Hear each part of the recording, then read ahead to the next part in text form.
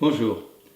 Je retourne en Bourgogne avec un vin blanc en haute côte de nuit du domaine Adgros. Adgros est situé sur la commune de Vaune-Romanée.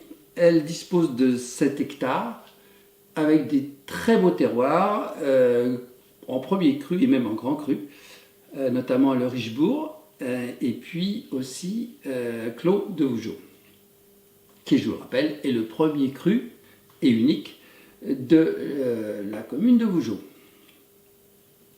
Ce domaine est très coté, ce qui signifie que les prix, n'est-ce pas, sont assez élevés.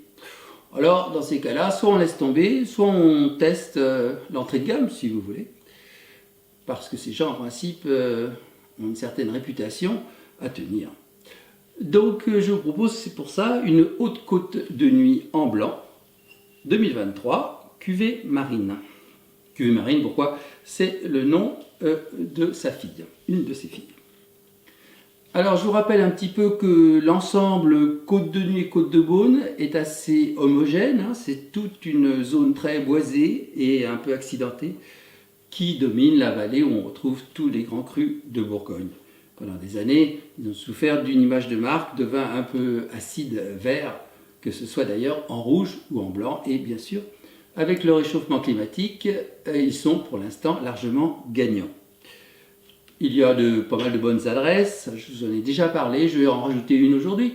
Il y a Agnès Paquet qui est sur le village de Meloiset et qui, à peu près au niveau de Pommard à l'ouest, et qui fait des hautes côtes très intéressantes. Mais disons que le cœur de son domaine, c'est quand même Chassaigne-Montrachet, avec des jolis blancs.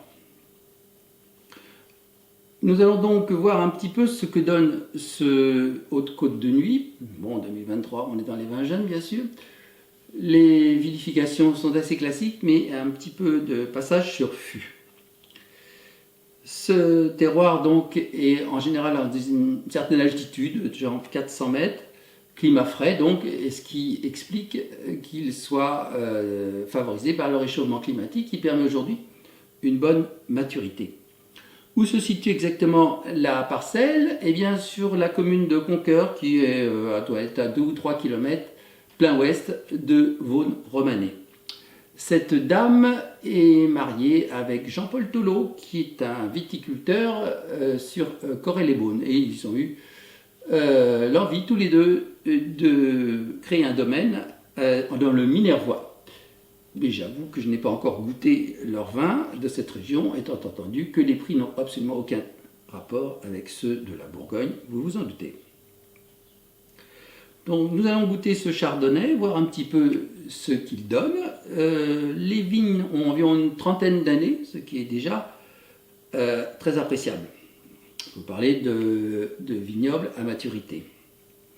Je vous rappelle aussi que ce vignoble s'est dispersé au milieu de ces zones boisées, des petites surfaces, avec une taille de vigne assez particulière qui frappe toujours le visiteur qui ne connaît pas. Cuvée Marine donc, elle a 3 enfants et les 2 autres, en dehors de Marine, vont reprendre le domaine puisque cette dame a virtuellement l'âge de la retraite. Je suppose que les enfants vont continuer dans sa lignée. En matière de rouge, elle ne garde pas de vendange entière, elle les rafle entièrement. Vous savez pour cette question, il y a 2 écoles en Bourgogne et je me garderai bien de trancher, il faudrait être franchement expert. Ceci étant, je vous rappelle que vendanger en grappe entière pour les rouges suppose une maturité parfaite des rafles qui est évidente à obtenir chaque année, loin de là. Nous allons donc goûter ce Bourgogne blanc.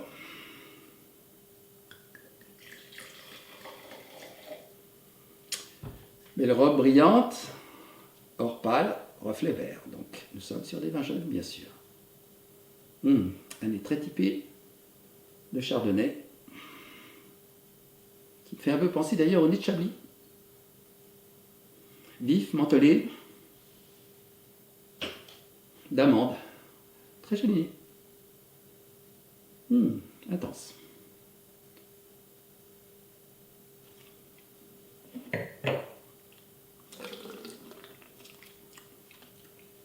Le vin est frais, agréable, reste relativement léger, hein.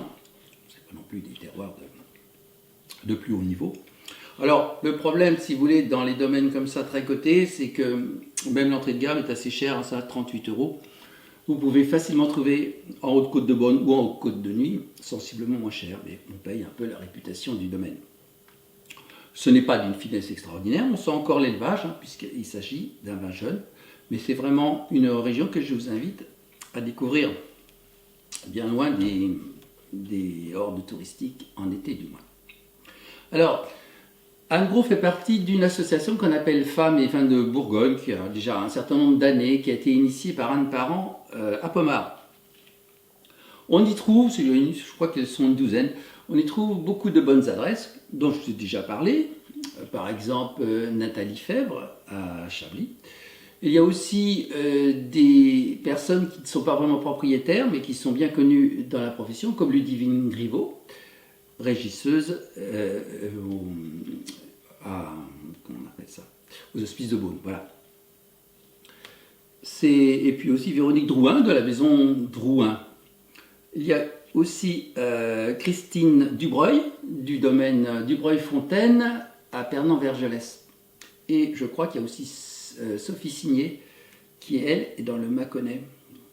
J'ai eu l'occasion donc de goûter les vins de ces personnes et dans l'ensemble, c'est vraiment très sérieux. Voilà, alors quel était le but de l'association? Un petit peu se faire connaître et montrer que la profession se féminise peu à peu, ce qui est une bonne chose, bien sûr. Est-ce qu'elles subissent encore des petits commentaires assez maladroits de la part du monde masculin? Oui, mais d'après ce que j'en sais, ça évolue et ça évolue dans le bon sens, on s'en doute. Voilà, à bientôt.